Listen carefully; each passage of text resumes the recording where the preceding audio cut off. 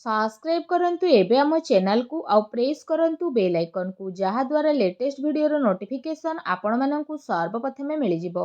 नमस्कार बंधुगण आपण माननकु आम यूट्यूब चैनल को स्वागत। बंधुगण आज आमे जानिबा मासर द्वितीय सप्ताह अर्थात 8 रु 14 तारिखर दिनटी आपणकर किपरि कटिबो केउ प्रकार आजिर दिन को आपण माने प्लानिंग करिवे विशेष भाबरे जदि आमे आपण माननकु कहिबु तो आज आपणकर स्वास्थ्य किपरि रहिबो ता सहित आपणक क्यारियर किपरि रहिबो बिजनेस और व्यापार किपरि रहिबो ए दिन रे ता सहित स्वास्थ्यर महत्वपूर्ण इनफॉरमेशन मध्ये भिडियो रे आमे आपण माननकु कहबु और वीडियो शेष रे उपाय विषय मध्ये आमे आपणकु कहबु जहा द्वारा ए सप्ताह को आपण आहुरी अधिक शुभ और मंगलदायक भर साब्यस्त करि परिबे। जदि आमे कहिबा संपूर्ण भाबरे आपण माननकु पूरा राशिफल विषय रे किंतु यह पूर्व चैनल नुआ आसथिले चैनल को सब्सक्राइब करंतु सांगर नोटिफिकेशन बेल को मध्य ऑन करंतु जहा द्वारा समय समय रे नुआ नुआ वीडियो रो नोटिफिकेशन आपनको सर्वप्रथम मिलिबो। आसंतु जानिबा किपरि रहिबो 8 रु 14 तारिख पर्यंत दिन आपणकर। जदि सबुठारु प्रथमे कहबा कि कोन ए दिन रे आपनको पई विशेष भाबरे पॉजिटिव रहिबा पई जाउची जदि आमे आपण माननकु कहबु ए समय अवधि रे आपणकर विशेष भाबरे वित्तीय स्थिति रे काफी सुधार आसी जिवो। किछि नुआ आरंभ करिबा पई ए दिन आपणक पई बहुत ही भलो रहिबो आ अनुकूल रहिबो। आपणकर परिश्रम आ प्रयास द्वारा ए सेकेंड वीक रे आपणक सामना रे सफलता मिलिबो। विवाह योग्य लोकंक पई कोनोसी भलो संपर्क आसी पारे बा कथावार्ता मध्य घरे आपणकर होई पारे। एहा सहित समाज एवं संपर्कियंक सहित आपणकर प्रभावशाली व्यक्तित्व आउ सरल स्वभाव कारणरू आपणकर मान प्रतिष्ठा बनिक रहिबो।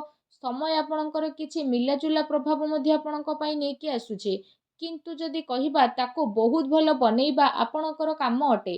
किछि टाइम रे अति संपर्कियंक सहित जहाँ भी मनांतर मतांतर आपणक घरे चालुथुला तो ए सप्ताह रे से सबुर स्थिति टिके परिवर्तन हेबो आउ संपर्क रे पुणी थरे मधुरता आसीबो।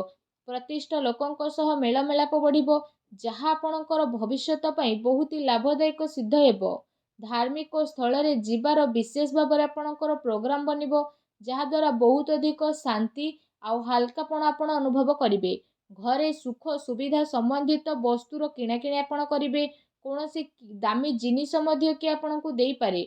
विद्यार्थी वर्गों को निजर चाकरी संबंधित कोनोसी क्षेत्र रे इंटरव्यू रे सफलता मिलिबार जोग बनुछि सेतिपाई पूरा परिश्रमर सहित आपण आपणक कार्य करंतु ता सहित आपण आपणकर सिद्धांत द्वारा कौनसी प्रकार समझौता ए सप्ताह रे करंतु नाही। प्रभावशाली एवं प्रतिभावान लोकंक सहित अधिक टाइम आपण आपणकर स्पेंड करंतु जहा द्वारा आपणकर आत्मबल आ आत्मविश्वास रे वृद्धि हेबो तथा नकारात्मक विचार मध्ये आपणकर दूर हेबो। भाग्य ठारू अधिक आपण आपणकर कर्म उपरे विश्वास रखंतु एहा आपणक पई बहुत ही भलो दिन रहिबो। आसंतु जानिबा ए सप्ताह रे आपणक पई कोन नेगेटिव रहिबाकू जाउची। कोनोसी पारिवारिक कथावार्ता को नै भाई भौणी भितर ए सप्ताह रे लड़ाई झगड़ा होई पारे। घरर वृद्धंकर परामर्श द्वारा संबंध को खराब हेबा ठारू बचेई कि रखंतु ता सहित घर नाम रे कि आपणकर नुकसान मध्य करि पारे सेति पई आपण सावधान रहंतु। घरर कोनोसी वृद्ध लोकंकर स्वास्थ्य को नै कि आपणकर मन रे चिंता रहिबो। दूर जगह को जीवाक मध्य आपणकु पड़ी पारे ता सहित आपणकु आपणकर स्वभाव रे इगो को खत्म मध्य करबाकू पड़िबो जहा द्वारा प्रॉब्लम सबुर शीघ्र समाधान होई जिवो। कोनोसी भी योजना उपरे कार्य करिबा पूर्वरु ता उपरे भलो भाबरे विचार करिबार आवश्यकता रहिछि।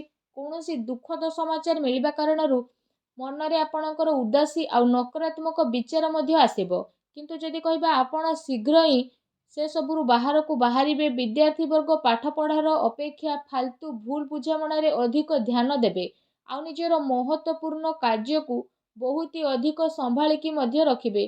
काहेकि ना जदि आमे कहिबा जदि किछि भूल करिबे आगो को आपणक पई भूल होई जिवो। घरे छोट छोट कथा रे अकारण रे चिंता आपणकर उत्पन्न हेबो तेणु अधिक क्रोध ठारू आपण दूरेई कि रुहंतु।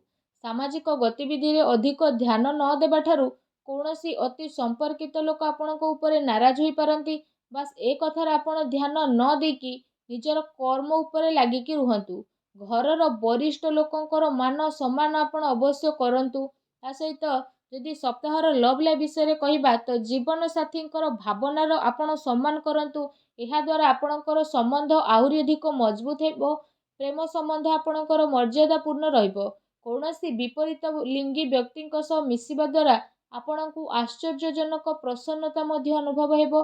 ଘର ପରିବାରର ବାତାବରଣ ଆପଣଙ୍କର ବହୁତ ହି ସୁଖଦପୂର୍ଣ୍ଣ ରହିବ। ପତି ପତ୍ନୀଙ୍କ ଆପୋଷିକ ସହଯୋଗ ଘରେ ଆପଣଙ୍କର ସୁଖ ଶାନ୍ତି ରଖିବ। ପ୍ରେମ ସମ୍ବନ୍ଧରେ ଆଗକୁ ଆସୁଥିବା ଟାଇମ୍ରେ ଆପଣଙ୍କର ବିବାହରେ ପ୍ରଣୀତ ହେବାର ପୂର୍ଣ୍ଣ ରୂପରେ ଯୋଗ ବନୁଛି। ଜୀବନ ସାଥୀଙ୍କର ବିଶେଷ ଭାବରେ ଆପଣଙ୍କୁ ଆପଣଙ୍କ କାର୍ଯ୍ୟରେ ପୂର୍ଣ୍ଣ ରୂପରେ ସହଯୋଗ ପ୍ରାପ୍ତ ହେବ ତଥା ଘରେ ମଧ୍ୟ ଆପଣଙ୍କର ସକାରାତ୍ମକ ବାତାବରଣ ବନିକି ରହିବ। ଏହା ସହିତ ଯଦି କହିବା ନିଜର ବ୍ୟସ୍ତତା ଭିତରେ କିଛି ଟାଇମ୍ ଆପଣ ଆପଣଙ୍କ ପରିବାରର ପିଲାଙ୍କ ସହ ବାହାର କରିବାର ଅତି ଆବଶ୍ୟକତା ରହିଛି। ଏହାଦ୍ୱାରା ପରିବାରରେ ଆପଣଙ୍କର ରେସ୍ପେକ୍ଟ ଆହୁରି ଅଧିକ ବଢ଼ିଯିବ। ଆସନ୍ତୁ ଜାଣିବା ଏ ଦିନରେ ଆପଣଙ୍କର ବ୍ୟବସାୟ ଓ କ୍ୟାରିୟର କିପରି ରହିବ। ବ୍ୟବସାୟରେ ଏବେ ବର୍ତ୍ତମାନ ପରିସ୍ଥିତିର ପ୍ରଭାବ ଯେହେତୁ ବନୁଛି ତ ଧନ ସମ୍ପତ୍ତି ତ ଲେଣ ଦେଣରେ ବହୁତ ଅଧିକ ଆପଣ ସାବଧାନତା ରଖନ୍ତୁ, କାରଣ ଧୋକା ହେବାର ସମ୍ଭାବନା ମଧ୍ୟ ବନୁଛି। ଚାକିରି ପେଶା ବ୍ୟକ୍ତିଙ୍କର ଅଫିସର ମାହୋଲ ବହୁତ ହିଁ ଶାନ୍ତିପୂର୍ଣ୍ଣ ରହିବ। ବିଶେଷ ଭାବରେ କାର୍ଯ୍ୟକ୍ଷେତ୍ରରେ ଯଦି କୌଣସି ପ୍ରକାରର ନିବେଶ କରିବା ପାଇଁ ଆପଣ ଚାହୁଁଛନ୍ତି ତ ସେସବୁ କାର୍ଯ୍ୟକୁ ଆପଣ ବହୁତ ହି ଗମ୍ଭୀରତାର ସହିତ ଜାଣିବେ। ଏହାଦ୍ୱାରା ଆପଣଙ୍କୁ ବହୁତ ଭଲ ରେଜଲ୍ଟ ମଧ୍ୟ ପ୍ରାପ୍ତ ହେବ ଆଉ ଏହା ଆପଣଙ୍କ ପାଇଁ ବହୁତ ହି ଭଲ ରହିବ। ଚାକିରିରେ ନୂଆ ସମ୍ଭାବନା ମିଳିବାର ବହୁତ ଅଧିକ ଆଶା ରହିଛି। ଏହା ସହିତ କାର୍ଯ୍ୟକ୍ଷେତ୍ରରେ ଅନ୍ୟର ହସ୍ତକ୍ଷେପ ଦ୍ୱାରା କର୍ମଚାରୀଙ୍କ ଭିତରେ ମତାନ୍ତର ମନାନ୍ତର ହୋଇପାରେ। ସେଥିପାଇଁ ନିଜର ନିର୍ଣ୍ଣୟକୁ ପ୍ରାଥମିକତା ଦିଅନ୍ତୁ ତଥା ବ୍ୟବସାୟିକ ଗତିବିଧିରେ ନିଜର କଡ଼ା ନଜର ରଖନ୍ତୁ। ଏହା ସହ ଚାକିରି ପେଶା ବ୍ୟକ୍ତି ମଧ୍ୟ ଅଫିସରେ ପଲିଟିକ୍ସର ଶିକାର ମଧ୍ୟ ହୋଇପାରନ୍ତି, ତେଣୁ ଟିକେ ସାବଧାନ ରୁହନ୍ତୁ। ଏହା ସହିତ ଏ ଦିନରେ ଆପଣ କୌଣସି କାରଣରୁ କାର୍ଯ୍ୟ କ୍ଷେତ୍ରରେ ଅଧିକ ସମୟ ଦେଇପାରିବେ ନାହିଁ ତଥା ସହଯୋଗୀ ଏବଂ କର୍ମଚାରୀଙ୍କର ଆପଣଙ୍କୁ ଉଚିତ ସପୋର୍ଟ ମଧ୍ୟ ମିଳିବ। ଚାକିରି ପେଶା ବ୍ୟକ୍ତିବିଶେଷଙ୍କୁ ନିଜର ଉଚ୍ଚ ଅଧିକାରୀଙ୍କର ପୂର୍ଣ୍ଣ ରୂପରେ ସହଯୋଗ ମିଳିବ। ବ୍ୟବସାୟିକ କ୍ଷେତ୍ରରେ ଯଦି କହିବା ଆପଣଙ୍କର କାର୍ଯ୍ୟକ୍ଷମତାର ସଫଳତା ମିଳିବା କାରଣରୁ ବହୁତ ଅଧିକ ସଫଳତା ଆପଣ ପାଇ ମଧ୍ୟ ଯିବେ। ଏହାଦ୍ୱାରା ପ୍ରତ୍ୟେକ କାର୍ଯ୍ୟକୁ ଆପଣ ବହୁତ ହି ଗମ୍ଭୀରତାର ସହ ଆଗକୁ ନେବେ। ଚାକିରି ପେଶା ବ୍ୟକ୍ତିଙ୍କୁ ତାଙ୍କର କାର୍ଯ୍ୟକ୍ଷମତା ପାଇଁ ପ୍ରୋତ୍ସାହନର ପ୍ରାପ୍ତି ହେବ, ଯାହାଦ୍ୱାରା ଆପଣଙ୍କର ମନ ବହୁତ ହି ପ୍ରସନ୍ନ ରହିବ। ଆସନ୍ତୁ ଜାଣିବା ଏ ଦିନରେ ଆପଣଙ୍କର ସ୍ୱାସ୍ଥ୍ୟ କିପରି ରହିବ। ଯଦି କହିବା ଏ ଦିନରେ ଆପଣଙ୍କ ସ୍ୱାସ୍ଥ୍ୟ ବହୁତ ହି ଉତ୍ତମ ରହିବ ତଥା ଆପଣ ଊର୍ଜାରେ ମଧ୍ୟ ଭରପୁର ରହିବେ। ଏ ସପ୍ତାହରେ ଆପଣ ନିଜେ ନିଜକୁ ବହୁତ ଖୁସି ଭରା ଆଉ ଚିନ୍ତାମୁକ୍ତ ମଧ୍ୟ ଅନୁଭବ କରିବେ। ତା ସହିତ ଏ ସପ୍ତାହ ଆପଣଙ୍କ ସ୍ୱାସ୍ଥ୍ୟ ଦୃଷ୍ଟିରୁ ବହୁତ ହି ଭଲ ଟାଇମ୍ ରହିବାକୁ ଯାଉଛି।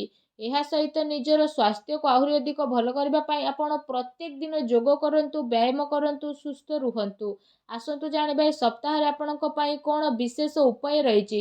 ଯଦି କହିବା ସପ୍ତାହରେ ଆପଣ ପ୍ରତ୍ୟେକ ଦିନ ତୁଳସୀ ଚଉରା ପାଖରେ ସନ୍ଧ୍ୟା ସମୟରେ ଘିଅର ଦୀପ ଲଗାନ୍ତୁ। ତା ସହିତ ପକ୍ଷୀମାନଙ୍କୁ ଘରର ଛାତ ଉପରେ ଦାନା ଖାଇବାକୁ ଦିଅନ୍ତୁ, ଗାଈକୁ ସବୁଜ ଘାସ ଖାଇବାକୁ ଦିଅନ୍ତୁ। ଏହାଦ୍ୱାରା ଘରର ସମସ୍ତ ନକାରାତ୍ମକ ଶକ୍ତିର ବିନାଶ ହୋଇଯିବ ଆଉ ଆପଣଙ୍କୁ ଶୁଭ ଫଳ ପ୍ରାପ୍ତି ହେବ। ଭିଡ଼ିଓଟି କେମିତି ଲାଗିଲା କମେଣ୍ଟ କରିକି ଜଣାନ୍ତୁ। ଆଉ ଯଦି ଚ୍ୟାନେଲରେ ନୂଆ କରି ଆସିଛନ୍ତି ଚ୍ୟାନେଲକୁ ସବସ୍କ୍ରାଇବ୍ ମଧ୍ୟ କରନ୍ତୁ। ଧନ୍ୟବାଦ।